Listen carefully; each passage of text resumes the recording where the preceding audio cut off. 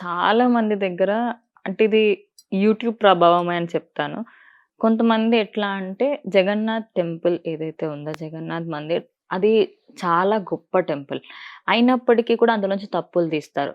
ఆ టెంపుల్‌కి నీడ కనిపించదు అంటారు. ఇదిగోండి ప్రూఫ్ అని కొందరు ఎడిటింగ్ చేసో, ఎలానో ఒక విధంగా చేసి చూపిస్తూ ఉంటారు. అక్కడ జరిగే అన్ని సంఘటనలకి ఇదంతా ఫేక్ అన్నట్టుగా ఒక ముద్ర వేసి థంబ్‌నెయిల్‌లో పెట్టేస్తూ ఉంటారు.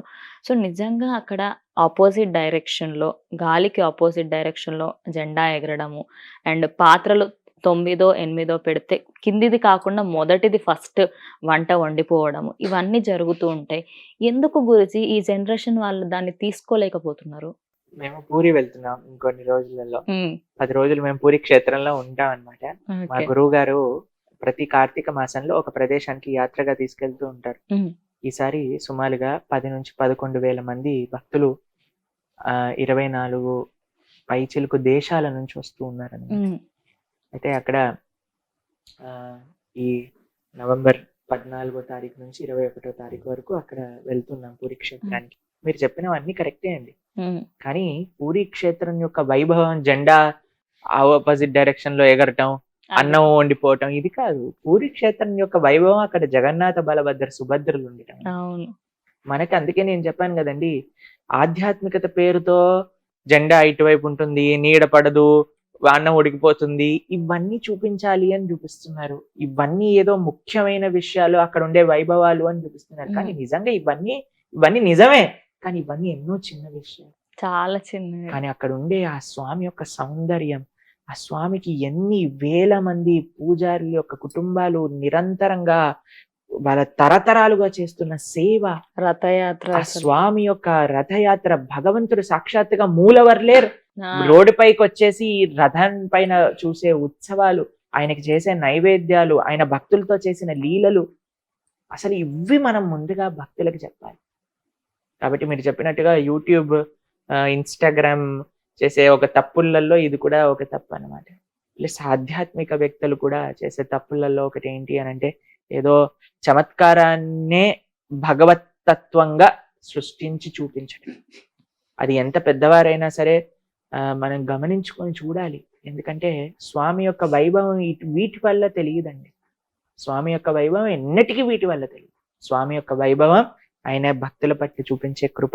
అసలు ఈ జగన్నాథపురిలో అండి ఎన్ని భక్తులతో జగన్నాథుడు చేసిన లీలలు ఉన్నాయంటే, అసలు రఘు అని జగన్నాథుడి యొక్క స్నేహితుడు, దాని తర్వాత గీతా పండ, దాని తర్వాత జయదేవ గోస్వామి, అసలు ఆ లీలలు చెప్తే మీరు అది ఆశ్చర్యపోతారు. అసలు భగవంతుడు ఎలా ఒక్కొక్కళ్ళతో తన యొక్క కర్మాబాయి ఆవిడ చేసిన కిచిడి ప్రతిరోజు భగవంతుడికి నివేదన పెడతారు. ఇవన్నీ చెప్పాలి భక్తులకి. అందుకే మేము ఎప్పుడు కూడా ఇలాంటి చమత్కారాల గురించి మాట్లాడమండి. ఎందుకంటే we are least interested about the miracles of God, we are most interested about the mercy of God.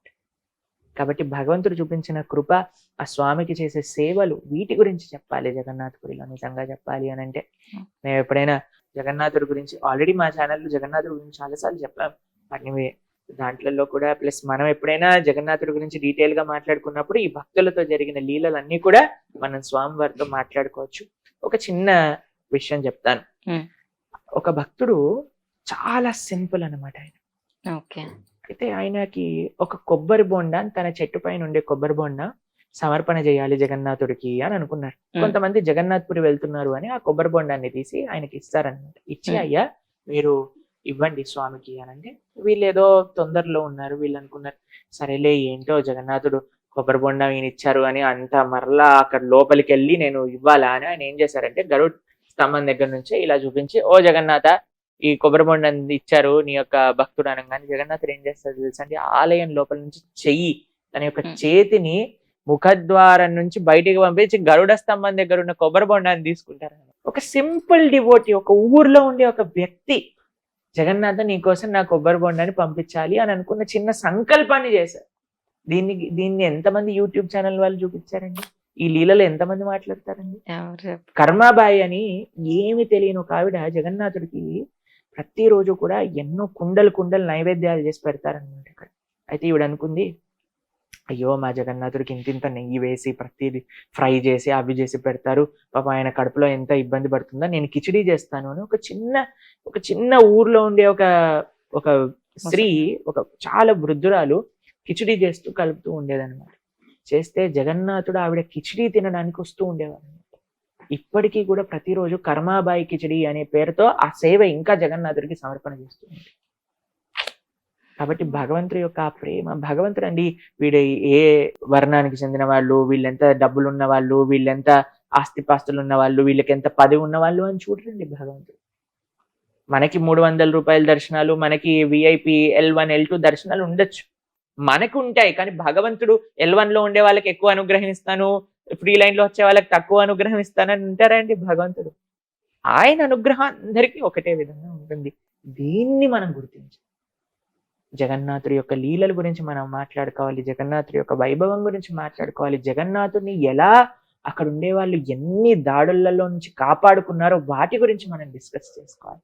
Next time మనం మాట్లాడుకున్నప్పుడు ఇవన్నీ కూడా మనం చెప్పుకుందాం, ఈ స్టోరీస్ అన్ని. ప్రభుజీ ఇంకోటి బాంకే బిహారీ లాల్ మందిర్, ఈ టెంపుల్లో కర్టెన్ ప్రతి 5 నిమిషాలకు ఒకసారి 2 నిమిషాలకు ఒకసారి వేసేస్తూ ఉంటారు. ఎందుకు గురుజీ? అంటే ఏమైనా జరిగిందా ఏంటి అది? యాక్చువల్‌గా బాంక బిహారీ మందిర్ బృందావనంలో మీరు వెళ్తే దర్శనం చేసుకోవచ్చు. ఇలా దర్శనం జరుగుతూ ఉంటుంది. వాళ్ళు కర్టెన్ వేసేస్తారనమాట. ఎందుకు అనంటే బాంక బిహారీ అక్కడ ఉండే కృష్ణుడిని బాంక బిహారీ అని అంటారనమాట. అయితే ఆయన ఎవరైనా భక్తులు తన కోసం ఆర్తితో చూసారనుకోండి, తన భక్తులు తను కళ్ళలో కళ్ళు పెట్టి చూసుకుంటూ ఉన్నారనుకోండి, కొన్ని సార్లు వాళ్ళతో పాటు వెళ్ళిపోతూ ఉండేవారనమాట.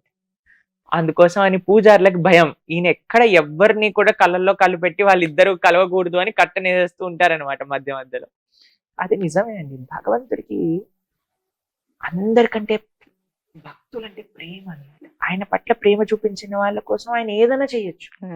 అందుకోసం పూజారులు ఎప్పుడు భయపడుతూ ఉంటారు, ఈయన ఎప్పుడు వెళ్ళిపోతారో, ఎవరితో వెళ్ళిపోతారో, ఈయనను కాపాడుకోవాలి అని వాళ్ళు కట్టనేస్తూ ఉంటారనమాట, డిస్టర్బ్ చేయడానికి దర్శనాన్ని. కాబట్టి అది బృందావనంలో ప్రేమ అటువంటిది అనమాట, బ్రజవాసులు. అందుకే మనకి భగవంతుడు చూడండి, మీకు ఒకళ్ళు ఉన్నారనుకోండి, భగవంతుడి యొక్క విషయం గురించి చెప్తాను మీకు. భగవంతుడు మనం ఏం అడిగినా ఇస్తాడు. మీకు వీసా కావాలంటే వీసా ఇస్తాడు. అందుకే కదా చిలుకూరుకి వెళ్తున్నారు అందరు కూడా వెంకటేశ్వర స్వామి చుట్టూ ఇది చేయడానికి. కానీ అయ్యా స్వామి నువ్వే నాకు కావాలి అని అంటే ఆయన కూడా వచ్చేస్తారు. ఇదే నిదర్శనం బాంక బిహారీ కర్టెన్ వేయటం. కాబట్టి మనం భగవంతుడి దగ్గరికి వెళ్ళి ఏవో చిన్న విషయాలు మాకు అది ఇవ్వండి ఇది ఇవ్వండి అడగండి అండి, స్వామి నువ్వే మాకు కావాలి అని అంటే స్వామి చక్కగా ఇంటికి వచ్చేస్తారనమాట మనతో పాటు. కృష్ణుడు ఉన్నాక ఇంకా మనకి ఇంకేం కావాలి చెప్పండి. కానీ ఇది అర్థం చేసుకోవాలి జనాలు. భగవంతుడు, భగవత్ సేవ, భగవత్ ప్రేమ ఇది మనకు ఉంటే చాలు, ఇంకా ఏ విషయాలు కూడా మనకు అవసరం లేదు.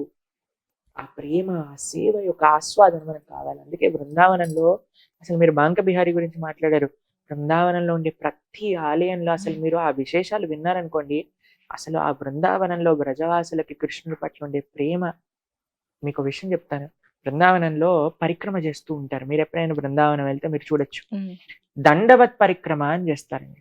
అంటే ఒక దగ్గర సాష్టాంగ ప్రణామం చేసి మళ్ళీ సాష్టాంగ ప్రణామం చేస్తూ అలా బృందావనం మొత్తం తిరుగుతారండి. అయితే ఇంకొక విషయం చెప్తాను, ఒక్కొక్కసారి కొంతమంది 108 సార్లు ఒకటే ప్రదేశంలో సాష్టాంగ ప్రణామం చేస్తారు ఒకసారి. దాని తర్వాత మళ్ళీ నెక్స్ట్ స్టెప్ కి 108 సార్లు ప్రణామం చేస్తారు. అలా బృందావనాన్ని పరిక్రమ చేస్తారు. ఇంకో విషయం చెప్తాను, ఒక్క దగ్గర 1000 సార్లు సాష్టాంగ ప్రణామం చేసి మళ్ళీ నెక్స్ట్ స్టెప్ లో 1000 సార్లు ప్రణామం చేస్తారు. అయితే మేము ఒకసారి ఇలాంటి సాధువులను అడిగామన్నమాట, అయ్యా మీకు ఏం కావడానికి, అంటే ఏ సంకల్పంతో ఏం నెరవేర్చుకోవడానికి మీరు ఇలా చేస్తున్నారు అని అంటే, నాకే కోరిక లేదండి, బృందావనానికి సేవగా కృష్ణుడు మా కోసం ఇక్కడ ఈ ప్రదేశంలో అవతరించారు కాబట్టి ఆయనకి కృతజ్ఞతగా చేస్తున్నాము అని. ప్రభుజీ చాలా మంది కార్తీక మాసం రాగానే ఎన్నో పూజలు చేస్తూ ఉంటారు, అన్నీ చేస్తూ ఉంటారు. కానీ ఎవరు కూడా కార్తీక మాసంలో చేయవలసిన అన్ని పనులు ఎవ్వరూ చేయరు. అసలు కార్తీక మాసం అంటే ఏమిటి? కృష్ణుడి విశిష్టత ఏమిటి? కార్తీక మాసంలో జరిగిన సంఘటనలు ఏమిటి గురుజీ? ఈ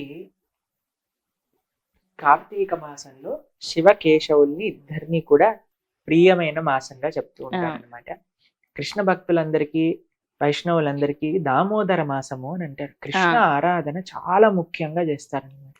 బృందావనాది క్షేత్రములలో దామోదర మాసాన్ని చాలా గొప్పగా చేస్తారు. చాలా మంది అయితే ఈ నెల రోజులు కూడా బృందావనంలోనే ఉండిపోతారన్నమాట.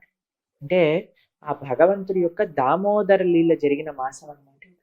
కాబట్టి ఆ దామోదరుడికి విశేషంగా హారతులు సమర్పణ చేయటము, నిష్టగా దామోదరాష్టకాన్ని సమర్పణ చేయటము, దాని తర్వాత ప్రొద్దున్నే బ్రహ్మముహూర్తంలో నిద్ర లేవటము, ఇవన్నీ కూడా చేస్తూ ఉంటారు. మీకు ఒక విషయం చెప్తాను.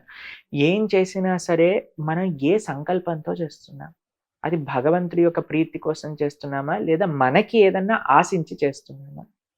కాబట్టి మీకో విషయం చెప్తాను. ఒకసారి నారదుడు తిరుగుతూ ఉన్నారనమాట. తిరుగుతూ వస్తూ ఉంటే కార్తీక మాసం సమయం హైదరాబాద్‌లో అన్ని గుళ్ళు ఫుల్ అనమాట. అందరు హ్మ్. దీపాలు పెట్టేస్తున్నారు. మొత్తం ఉసిరి చెట్లు, తులసి చెట్లు అసలు ఎక్కడ కూడా క్యూ లైన్‌లనమాట. అంటే హ్మ్. నారదుడు చూసి అనుకున్నారు, అమ్మో! ఎంత భక్తి అసలు హైదరాబాద్ హ్మ్. వాళ్ళందరికీ అన్ని గుళ్ళు ఫుల్ అయిపోయాయి.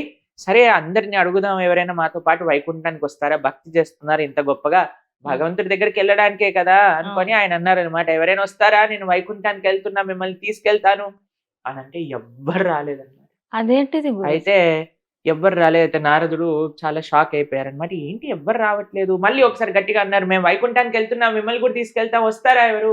అంటే ఎవ్వరు కూడా అందరూ పారిపోయారు అక్కడి నుంచి. కానీ ఒక్క వ్యక్తి మాత్రం నారదుడి దగ్గరికొచ్చి, "ఆ! నేనొస్తా, నేనొస్తా" అని. "ఓహ్! నువ్వొస్తావా? చాలా సంతోషం. రండి వైకుంఠానికి" అంటే ఆయన అన్నారు, "మళ్ళీ తిరిగి ఎప్పుడొస్తాం?" అని అడిగారనమాట. అప్పుడు నారదుడు అన్నాడు, "అయ్యా యద్గత్వా న నివర్ధంతే తద్ధామ పరమం